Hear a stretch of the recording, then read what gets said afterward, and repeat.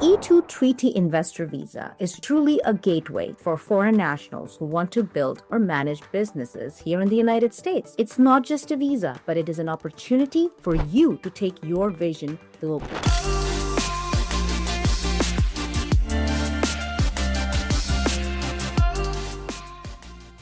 Hello, everyone, and thank you for being here today. As an immigration attorney who regularly works with investors and entrepreneurs from all around the world, I want to introduce you to one of the most flexible and dynamic visa categories the United States has to offer, the E2 Investor Visa, or the better known as the E2 Treaty Investor Visa. The E2 Treaty Investor Visa is truly a gateway for foreign nationals who want to build or manage businesses here in the United States. It's not just a visa, but it is an opportunity for you to take your vision global.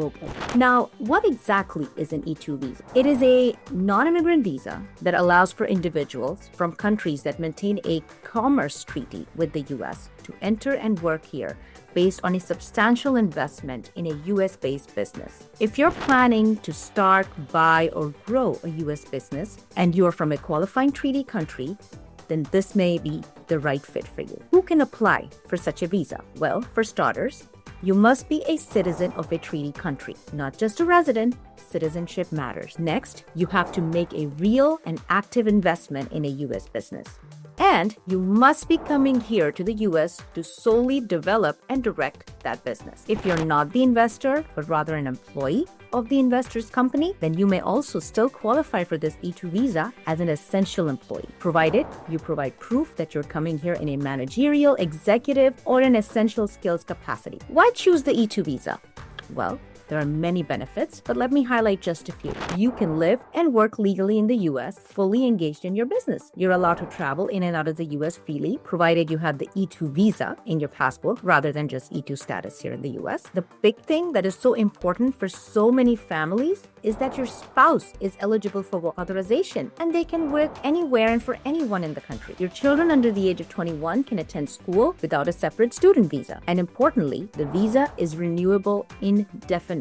As long as your business remains operational and compliant, so long as your business thrives, you and your family can remain in the U.S. on E2 visa. Moving on to some of the key eligibility requirements. The bar is high, but it is achievable. First of all, your nationality. You must be the citizen of a treaty country. Canada, Australia, the United Kingdom, they all qualify. Even countries like Pakistan, Taiwan, that you may not be aware of, they qualify. You have to make a substantial investment. There is no fixed dollar amount, but generally, we advise investing a healthy amount between $60,000 to $100,000. What's more important? That the investment is proportional and sufficient to get your business up and running. Next, your funds must be at risk. That means your investment must be committed. It must be spent. Passive investments don't qualify for an E2 visa. Your business must be active. This must be a real operating enterprise, not a shell company or a side hustle. Most importantly, your business cannot be marginal. That means your business must have the capacity to generate more than a minimal living income for you and your family and create jobs. And yes, franchises are absolutely eligible, so long as you retain control and actively manage the operation. Let's get into technicalities. How do you file this? Well,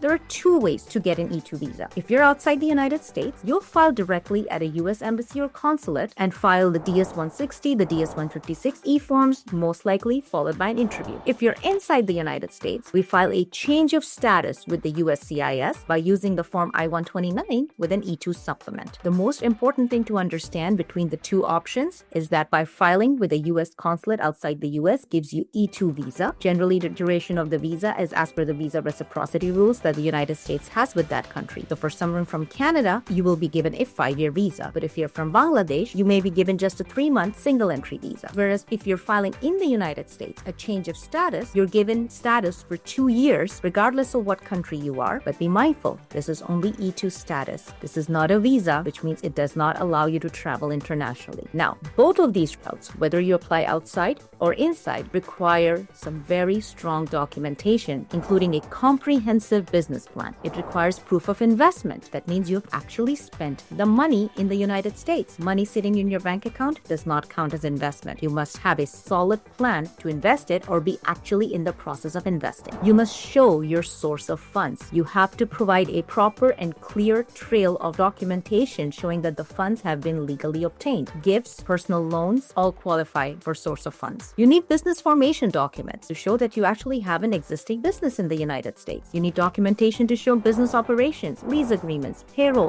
business licenses that show that you have taken all the necessary steps to come here and start running your business. And you need a clear explanation of your role and strategy to show that you're coming here to solely develop and direct the business. Now, some helpful tips for success. Let me offer you a few insider tips. Invest first, apply second. USCIS and the consulate want to see your funds committed and the business operational or nearly ready. Your business plan is your foundation. Treat it like a pitch deck. Show the government why your business will work. Keep your paper trail clean. Every dollar should be traceable. And if you're applying with family, remember your spouse can get work authorization even if they're not from the same treaty country as yours. So if you're a Canadian citizen but your spouse is Indian, she can still get work permit. Some common questions that I get asked. Can I apply for a green card later? Now, the E2 visa is a non-immigrant visa. It does not lead directly to a green card, but often clients can transition later to an EB1, EB2, or even an EB5, depending on how your business is growing. Can I invest in real estate? Only if it's an active business, like a property management company. Passive ownership does not qualify you. Can I run multiple businesses? Yes, if they are under the same E2 enterprise, or if you apply for an amendment, but your primary role must always be developed and directing. Can I work for another employer on an E2? No, you can only work for the specific business listed in your E2 petition. How long is the visa valid for? Well, this is something I touched upon briefly a few minutes ago, but it depends on your country. Typically, it is valid from anywhere between 3 months to 5 years. It's renewable indefinitely as long as the business operates. There's no maximum number of renewals. Can I bring my family? Yes. Your spouse and children under the age of 21 can accompany you on E2 dependent visas. Spouses can work, but children cannot, but they can study. Final thoughts? If you have the vision, the drive, and the capital to build something meaningful in the United States, the E2 visa can open doors. I have worked with restaurants, software developers, fashion entrepreneurs, consultants, franchise owners, each with a different story, but all with the same goal, to build your business in America. And this is where my office comes in. We ensure that your petition is legally sound, strategically strong, and ready to meet USCIS or consular scrutiny.